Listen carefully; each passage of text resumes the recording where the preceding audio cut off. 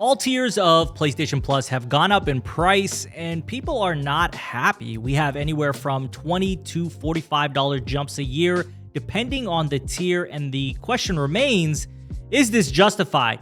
Has Sony just made another, quote, anti-consumer move? Let's talk about that, but before we do, please show your support by liking the video, subscribe if you are new, and share the video to keep the community informed.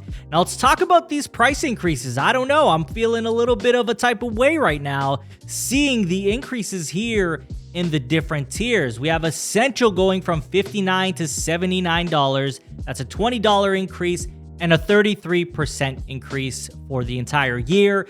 Extra is now $99 to $134. That's a $35 increase. That's 35% more a year.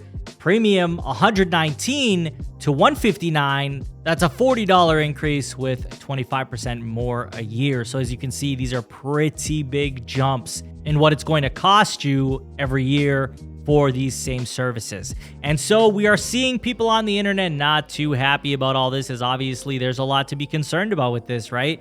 Essential, Extra, Premium all going up, yet they have offered nothing new in terms of value. It's not a product, it's a service, so it's not that the service costs more either. And everybody says that's defending this says inflation. I think inflation is a poor excuse, given that these are, number one, huge jumps, and number two is that I don't imagine that it's costing them this much more to give us the same service or offer the same things. I just don't see how that's possible.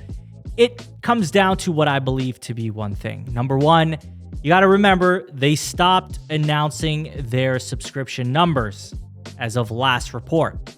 And so the reason usually for that is because they've probably stabilized. They've probably hit a point where they are not getting increased members. It's probably just a fluctuation, a normal one. And they're looking at more ways to increase revenue. How are they going to do that? They're going to charge more for the same subscription. And naturally, this happens all across the industry. We saw it with YouTube Premium, Netflix, Disney Plus, Xbox Game Pass. Everything has really got an increase, right? This isn't a shocker that things are getting increased. It's more so the percentage of increase that they got where it starts to create some concern. You got to keep in mind that, PlayStation has been doing a lot of stuff lately that have, been getting the community a little stirred up. Yes, they are creating great games, great experiences. They are doing a lot of great stuff in terms of the games they create, the products they are creating as well. But what they are not doing well is increasing values like this to a degree like this without justification.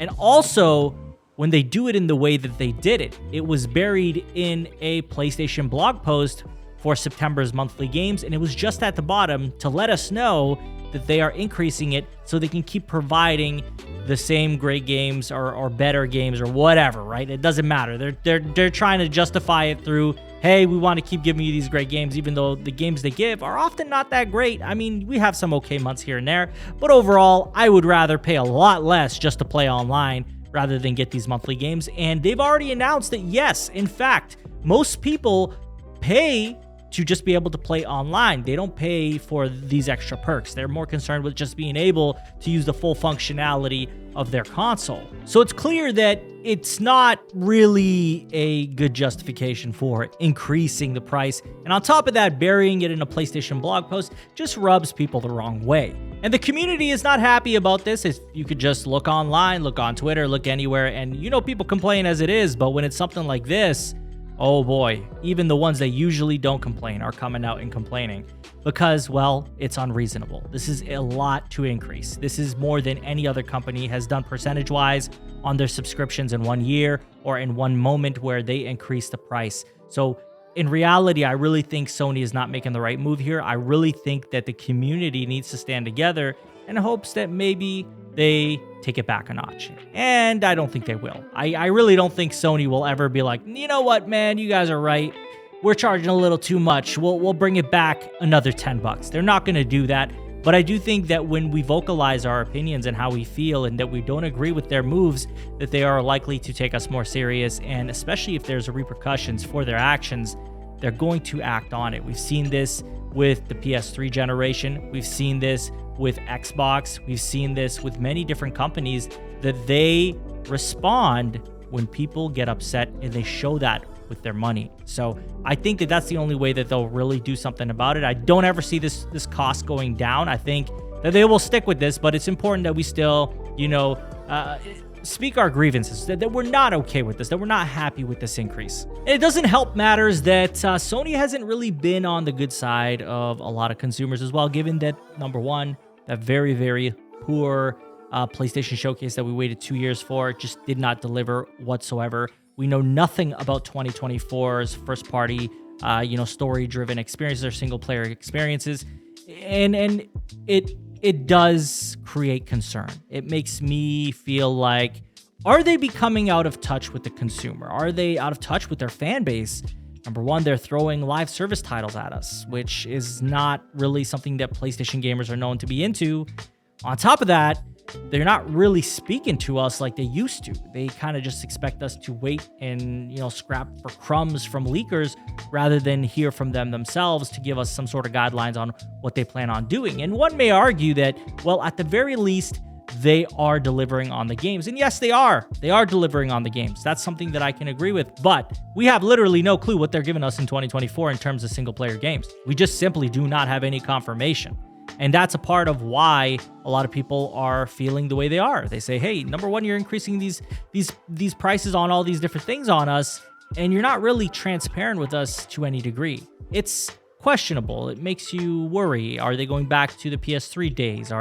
What are they doing here? Is it going to be another situation where they make some really bad moves that put them in a dangerous position, especially when you have a company like Xbox out here that's trying their best, their absolute best, to get in the good graces of gamers again.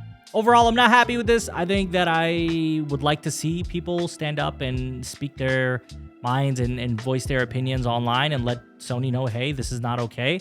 But I imagine there will be a group of people who say that it's okay. There will be a group of people that defend this, unfortunately. I think that if you're doing that, you're tricking yourself, you're fooling yourself, and you're going to hurt yourself in the end, because at the end of the day, we're team consumers out here. We're not team PlayStation. We're team consumer, and PlayStation is looking to make the most money. We're looking to get the best products for a reasonable price rather than charging us through the roof for something that we were doing for free on PS2, on PS3. We were playing online for free, and they added some perks and called it PlayStation Plus, which was fine. But as soon as they threw that mandatory playing multiplayer on the subscription, they knew what they were doing, and we knew what we were going to be getting into. Let me know what you guys think about all this, if you are okay with the price increase, if you're against it, and how you feel about the way Sony's moving these days. Hit that like button if you enjoyed the video. Hit the dislike button if you didn't enjoy the video. Subscribe if you're new, and share the video with the community. Keep everybody informed. I thank you all for watching, and take care.